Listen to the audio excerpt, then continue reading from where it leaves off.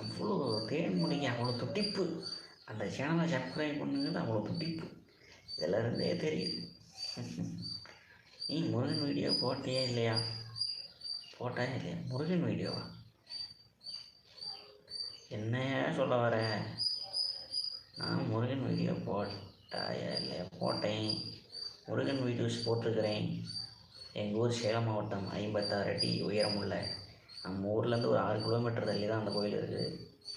புது சப்ஸ்கிரைப் பண்ணால் 27வது ஃபாலோவர்ஸ். அப்படியே தேங்க்யூ ரொம்ப நன்றி. ஏம்மா பவித்ரா இருக்கியாம்மா?